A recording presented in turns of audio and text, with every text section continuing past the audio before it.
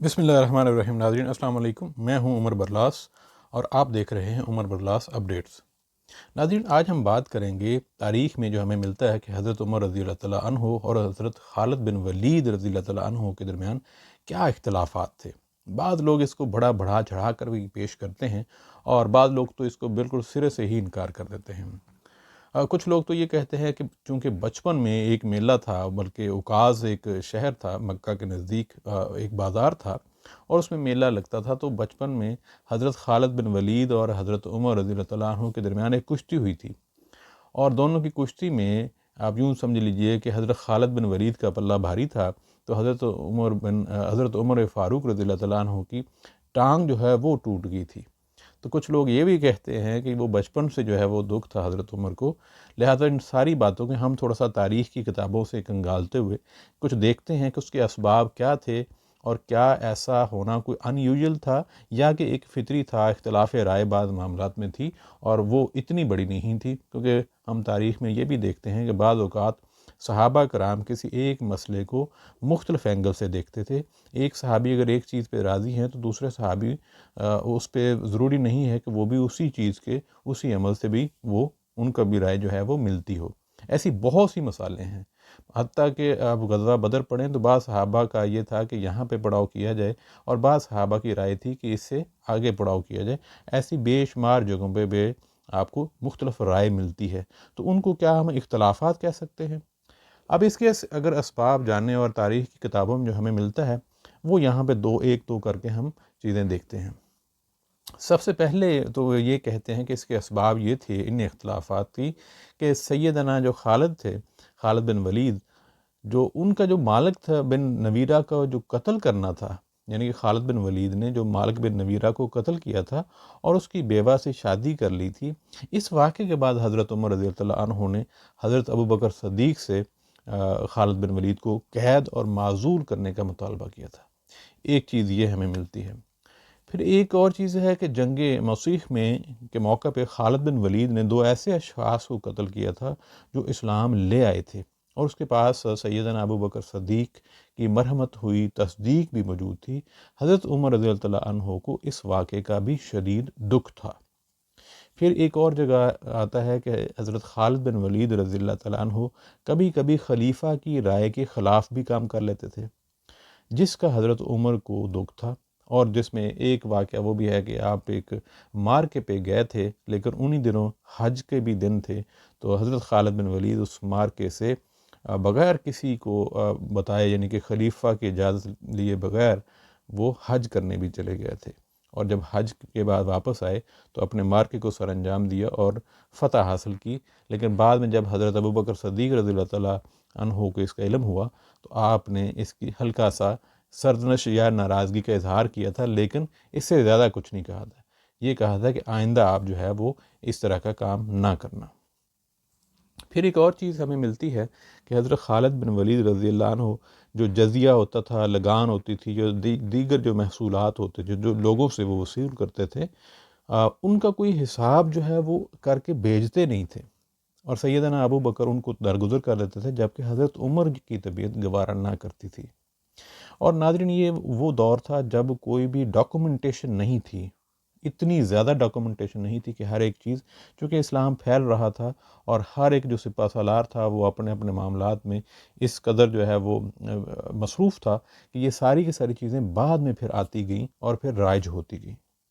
اسی طرح ایک اور چیز اختلاف آتا ہے کہ مسلسل فتوحات کے بعد اب مسلمان یہ سمجھنا شروع ہو گئے تھے کہ اب خالد بن ولید جو ہیں وہ جس جگہ پہ جائیں گے وہ وہاں پہ فتح ہی حاصل کریں گے، لہٰذا بعض مسلمان صحابہ کا یہ خیال تھا کہ خالد بن ولید پہ اللہ تعالیٰ کا خاص کرم ہے، وہ اللہ تعالیٰ کے بھروسے کے ساتھ حضرت خالد بن ولید کے بھی بھروسہ کرنا شروع ہو گئے تھے۔ تو اس چیز کو بھی حضرت عمر جو ہے رضی اللہ تعالیٰ عنہ کو ناگوار گزرتا تھا کہ ہمیں کسی ایک شخص پہ بھروسہ نہیں کرنا، ہمیں صرف اور صرف اللہ تعالیٰ پہ ہی بھروسہ کرنا ہے۔ بلکہ انہوں نے ایک اظہار کیا تھا، ہمیں جو ملتا ہے تاریخ کی کتابوں میں، ایک خط لکھا تھا جو انہوں نے مختلف حاکموں اور قائدین کے نام بھیجا تھا۔ اس خط کے اندر انہوں نے یہ لکھا تھا، میں نے خالد بن ولید کو کسی ناراضگی یا خیانت کی وجہ سے معزول نہیں کیا، بلکہ اس لیے کہ لوگ ان کی وجہ سے فتنہ میں پڑنے لگے تھے اور مجھے ڈر پیدا ہوا کہ وہ خالد کی ذات پر کہیں بھروسہ نہ کرنے لگیں۔ میں چاہتا ہوں کہ لوگ اس بات کو اچھی طرح سمجھ لیں کہ جو کچھ کرتا ہے اللہ کرتا ہے، بندہ کچھ بھی حیثیت اور اختیار نہیں رکھتا۔ اب یہ جو چیز ہے اس سے ہمیں واضح طور پہ یہ بھی ملتا ہے، جو خالد بن ولید کی جو معزولی تھی اس میں کسی قسم کے کہیں اختلافات کی وجہ نہیں نظر آتی تھی، یہ ایک چیز ظاہر تھی۔ باقی ہے کسی بھی معاملے میں ایک سے زائد اوپینین ہو سکتی ہے، اور جب کہ حضرت عمر رضی اللہ تعالیٰ عنہ کے خیالات جب ہم پڑھتے ہیں مختلف مواقعوں پہ، غالباً جس طرح ابھی ایک واقعہ میرے سامنے ہے کہ حضرت خالد بن ولید رضی اللہ تعالیٰ عنہ جب مدینہ تشریف لائے تھے تو پھر حضرت عمر رضی اللہ تعالیٰ عنہ نے کیا کہا تھا؟ انہوں نے ان سے جب ملے تھے تو کہا تھا، اللہ کی قسم تم مجھے نہایت عزیز اور محبوب ہو، آج کے بعد میں تم سے کبھی بھی ناراض نہیں ہوں گا۔ یعنی کہ بعض لوگ یہ مشہور کرنا شروع ہو گئے تھے کہ شاید ان دونوں کے درمیان بہت ناراضگی ہے۔ اگین وہی بات ہے کہ بعض معاملات پہ حضرت عمر کی طبیعت تھوڑی سی سخت اور وہ یوں کہہ لیں کہ بڑے قواعد کی پابندی والی تھی، جبکہ وہ معاملات حضرت خالد بن ولید کے چونکہ وہ سپہ سالار زیادہ تھے، وہ انتظامی معاملات یا وہ جو مملکت کے دوسرے معاملات ہیں اس کو اس نظر سے نہیں دیکھتے تھے۔ پھر لوگ وہی بات ہے کہ جب حضرت عمر پر، اب آپ یہ بھی دیکھیں کہ کیسی بات ہے جو حضرت عمر نے کی تھی، خاص طور پہ جب آپ پہ قاتلانہ حملہ ہوا تھا، اور یہیں سے پتہ چلتا ہے کہ کتنی دل میں محبت تھی، کیونکہ جب حضرت عمر رضی اللہ عنہ پہ قاتلانہ حملہ ہوا تھا اور آپ کے بچنے کی کوئی امید نہ رہی تھی، تو لوگوں نے کہا کہ آپ اپنا جانشین مقرر فرما دیں تاکہ بعد میں امت کے لیے بہت آسانی رہے گی۔ تو حضرت عمر رضی اللہ عنہ فرمانے لگے، اگر خالد بن ولید زندہ ہوتے تو میں انہیں خلافت سونپ دیتا۔ پھر جب میں اپنے رب کے حضور حاضر ہوتا اور وہ مجھ سے پوچھتا کہ اے عمر تم نے امت محمد پر کس شخص کو خلیفہ بنایا، تو میں عرض کرتا، اے اللہ میں نے تیرے بندے اور حبیب رسول اللہ کو یہ کہتے سنا کہ خالد اللہ کے تلواروں میں سے ایک تلوار ہیں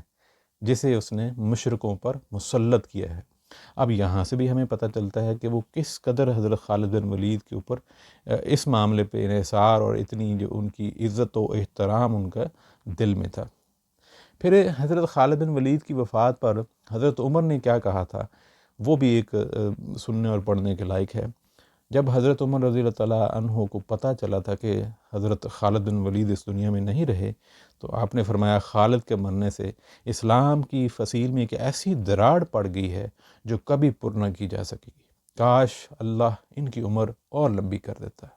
یعنی کہ یہاں سے بھی ہمیں پتہ چلتا ہے کہ جگہ جگہ جو ہے وہ حضرت عمر کے جو خیالات ہیں وہ حضرت خالد بن ولید کے بارے میں کیسے تھے۔ لہذا ان اختلافات کو بہت بڑھا چڑھا کر بعض لوگ جو پیش کرتے ہیں وہ ایک نامناسب رویہ ہے۔ اب ہم چلتے ہیں کہ حضرت خالد بن ولید کی حضرت عمر فاروق رضی اللہ تعالیٰ عنہ کے بارے میں کیا خیالات تھے۔ ہمیں تاریخ کی کتابوں میں جو ملتا ہے اس میں جب حضرت خالد بن ولید جو ہے اب یوں کہہ لیں کہ بستر مرگ پہ تھے، تو سیدنا ابو دردہ جو ہے وہ حضرت خالد بن ولید کی عیادت کے لیے گئے۔ تو اسی طرح وہاں پر جو مختلف گفت و شنید ہوئی تھی، تو باتوں باتوں میں سیدنا خالد بن ولید نے کیا کہا تھا، انہوں نے کہا تھا، اے ابو دردہ مجھے کئی باتوں کے متعلق رنج تھا، یعنی کہ حضرت عمر کے حوالے سے جب بات وہاں پہ ہوئی، لیکن جب میں نے اس مرض میں ان پر ٹھنڈے دل سے غور کیا تو مجھے معلوم ہو گیا کہ عمر رضی اللہ تعالیٰ عنہ نے جو کچھ کیا ہے وہ محض اللہ کی خوشنودی کی خاطر کیا ہے۔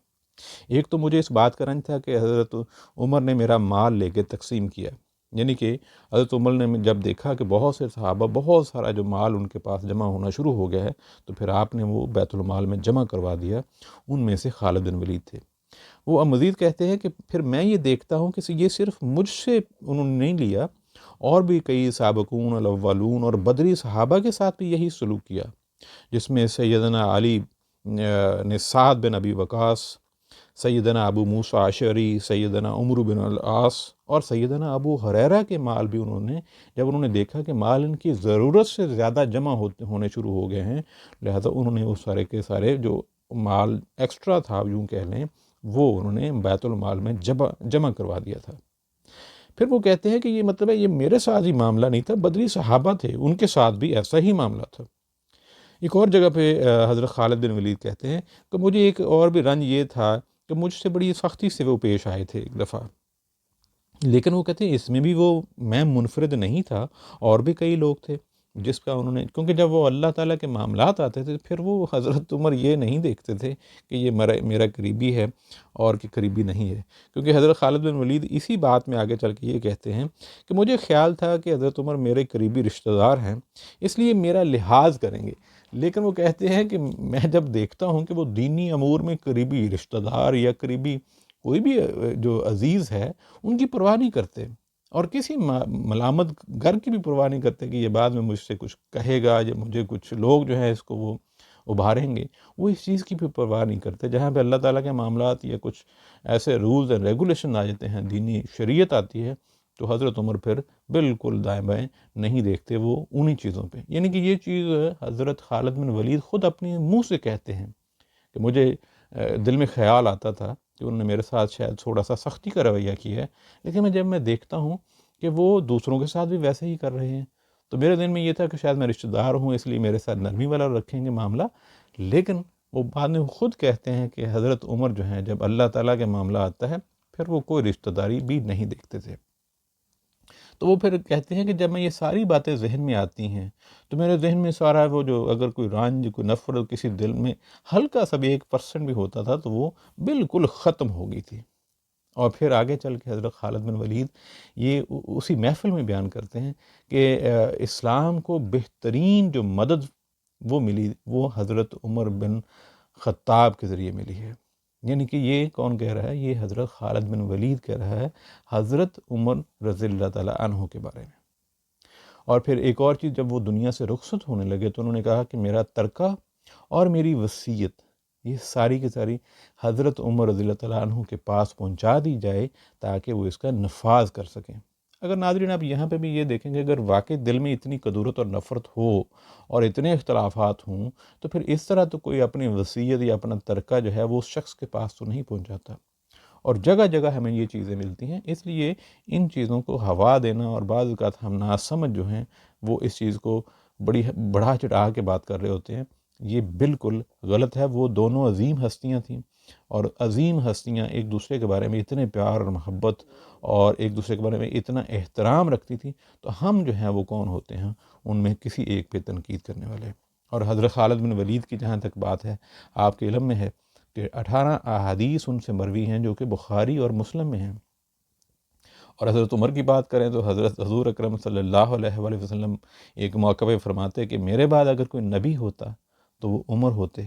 اب دونوں کے مطلب ہے کہ کمال کا درجے ہیں اسلام میں۔ پھر ایک دفعہ اب حضرت خالد بن ولید کے بارے میں رسول اللہ کیا فرماتے ہیں کہ خالد کو تکلیف نہ دو کیونکہ وہ اللہ کی تلواروں میں سے ایک تلوار ہے جسے اللہ نے کافروں پر گرایا ہے۔ پھر حضور اکرم صلی اللہ علیہ وآلہ وسلم ایک اور موقع پر فرماتے ہیں کہ یہ اللہ کا بندہ بھی کیا خوب آدمی ہے، یہ اللہ تعالیٰ کی تلواروں میں سے ایک تلوار ہے جسے اس نے کفار اور منافقین پر کھینچا ہے۔ اب صحابہ، دیگر صحابہ کے لے لیتے ہیں۔ حضرت ابوبکر صدیق رضی اللہ تعالیٰ عنہ فرماتے ہیں اے گروہ قریش، تمہارے شیر نے ایک اجمی شیر پر حملہ کر دیا اور اس کی کچھار میں گھس کر اس کو مغلوب کر دیا ہے، اب عورتیں خالد جیسا بہادر پیدا کرنے سے عاجز ہیں۔ یعنی کہ دیکھیں جگہ جگہ ہمیں دوسرے صحابہ کا بھی جو کہ بڑے عزت والے محترم صحابی ہیں، بزرگ صحابی ہیں، ان کی طرف سے بھی ہمیں دونوں کے بارے میں بہت ہی شاندار رویہ ملتا ہے، بہت ہی شاندار کلمات ملتے ہیں۔ اس وجہ سے اس چیز کو، بحث کو کہ حضرت خالد بن ولید اور حضرت عمر فاروق کا کوئی بہت دشمنی تھی، بالکل غلط ہے، اور تاریخ میں اندر اگر آپ ریسرچ کریں تو یہ بات بھی ثابت ہوتی ہے کہ دونوں کے دلوں میں اللہ کے لیے ایک دوسرے کا انتہائی زیادہ احترام تھا، پیار اور محبت کا رشتہ تھا۔ ناظرین آج اتنا ہی، انشاءاللہ پھر کسی اور ویڈیو میں پھر بات کریں گے۔ اللہ حافظ، السلام علیکم۔